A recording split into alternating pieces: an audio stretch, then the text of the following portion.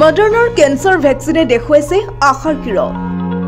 কৰ্কট ৰোগৰ প্ৰতিষেধক সৃষ্টি কৰাৰ বাবে প্ৰচেষ্টা চলাইছে গোটেই বিশ্বতে আশাৰ কিৰণ দেখুৱাইছে মডাৰ্ণাৰ কেন্সাৰ ভেকচিনে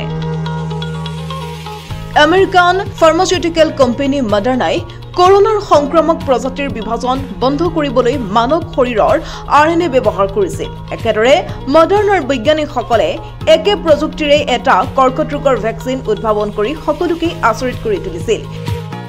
কেইবামাহ ধৰি মানৱ শৰীৰত এই প্ৰতিষেধকৰ নিৰানিক পৰীক্ষণ বা পৰীক্ষামূলক প্ৰয়োগ চলি আছিল পৰীক্ষণৰ প্ৰথম পৰ্যায়ত দেখা গৈছে আশাৰ কিৰণ এই প্ৰতিষেধকে কিছুমান কৰ্কট ৰোগীৰ শৰীৰত টিউমাৰৰ বিকাশ বন্ধ কৰিবলৈ সক্ষম হৈছে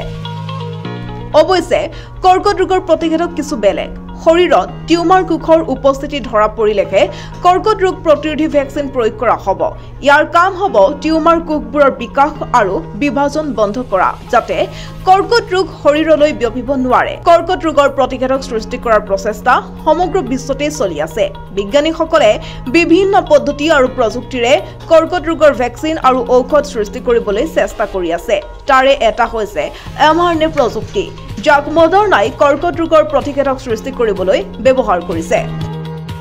এই প্ৰতিষেধকৰ নাম হৈছে RNA4359 যেতিয়া শৰীৰত কৰ্কট ৰোগ বিয়পিবলৈ আৰম্ভ কৰে তেতিয়া এই প্ৰতিষেধক প্ৰয়োগ কৰা হ'ব ইয়াৰ কাম হ'ব টিউমাৰ কোষৰ অনিয়ন্ত্ৰিত বিভাজন বন্ধ কৰা কেৱল হেয়াই নহয়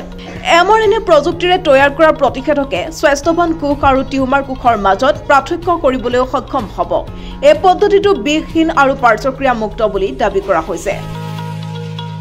কৰ্কট ৰোগ বিয়পাৰ লগে লগে শৰীৰৰ ৰোগ প্ৰতিৰোধ ক্ষমতা কমি যায় টিউমাৰৰ কোষবোৰ যিমানে বিভাজিত হয় শৰীৰৰ ৰোগ প্ৰতিৰোধ কোষ যেনে টি কোষ মেক্ৰোফেজ আৰু ডেন্ড্ৰাইটিক কোষবোৰ সিমানে বিভক্ত হয় আৰু মৰিবলৈ আৰম্ভ কৰে তেওঁলোকেও যুঁজ দিয়াৰ সামৰ্থ্য হেৰুৱায়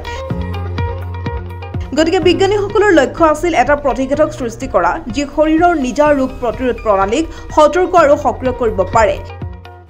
mRNA প্ৰযুক্তিৰ দ্বাৰা এইটো সম্ভৱ কৰাৰ চেষ্টা কৰা হৈছে দাবী কৰা হৈছে যে mRNA4359 প্ৰতিষেধকৰ প্ৰথম পৰ্যায়ৰ পৰীক্ষামূলক প্ৰয়োগে আশাৰ কিৰণ দেখুৱাইছে